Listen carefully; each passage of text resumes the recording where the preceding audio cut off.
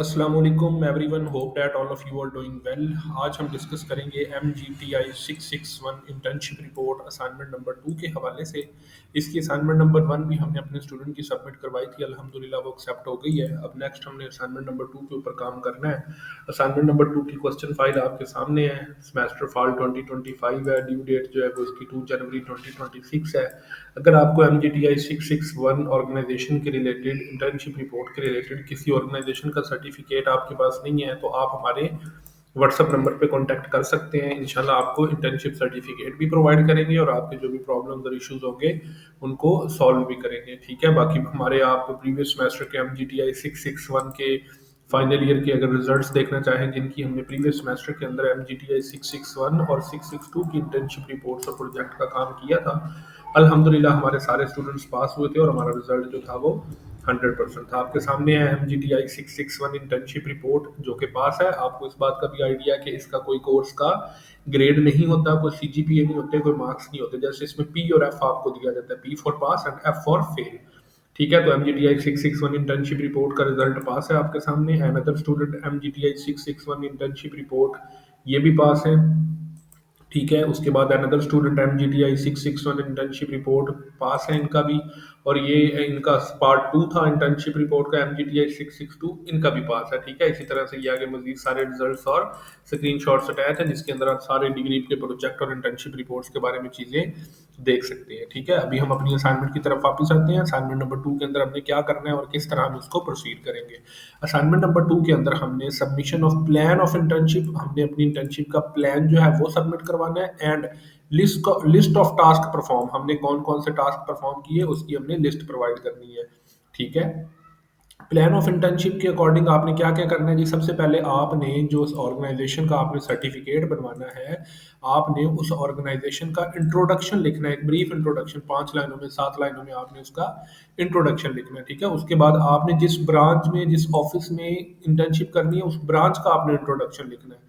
ठीक है, और उसका आपने कंप्लीट पोस्टल एड्रेस भी साथ लिखना है कि उस ब्रांच का पोस्टल एड्रेस क्या है।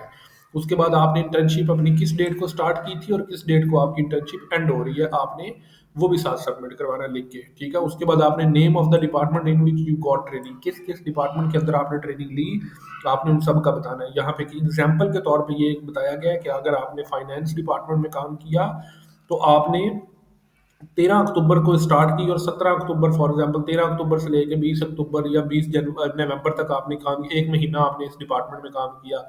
नीचे दूसरे डिपार्टमेंट का नाम आ जाएगा, उस डिपार्टमेंट में आपने इतने दिन काम किया। नीचे तीसरे डिपार्टमेंट का नाम आ जाएगा, वहाँ पे आपने इतने दिन काम किया। यहाँ पे जो सबसे इंपॉर्टेंट चीज़ है, जो आपकी MGTI 661 आपकी डिग्री की स्पेशलाइजेशन है। फॉर एग्जांपल अगर आपकी HR है तो HR का डिपार्टमेंट आपने जरूर मेंशन करना है, फाइनेंस है तो फाइनेंस का जरूर करना है, मार्केटिंग है तो मार्केटिंग का जरूर करना है, मैनेजमेंट है तो मैनेजमेंट का डिपार्टमेंट जरूर मेंशन करना है। बाकी आप मेंशन करें या ना करें, जरूरी नहीं है कि एक ही डिपार्टमेंट हो, दो हो या तीन हो, ये आपकी अपनी चॉइस है।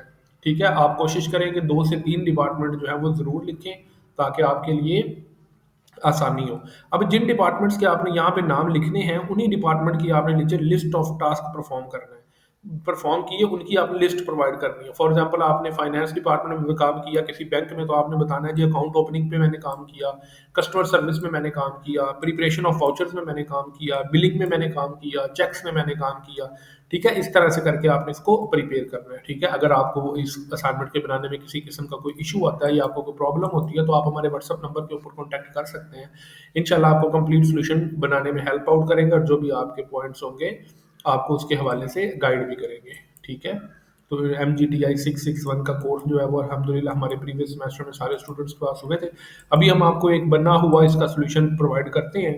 अब यहाँ पे आपने सबसे पहले क्या लिखना है जी, ऑर्गेनाइजेशन नेम, आपकी ऑर्गेनाइजेशन का नेम क्या है जी, दिस नेम, पूरा नेम आपने लिखना है। प्लान ऑफ इंटर्नशिप आपने ब्रीफ इंट्रोडक्शन लिखना है। आप यहाँ पे जो है वो एक पैराग्राफ भी लिख सकते हैं ऑर्गेनाइजेशन के इंट्रोडक्शन पे।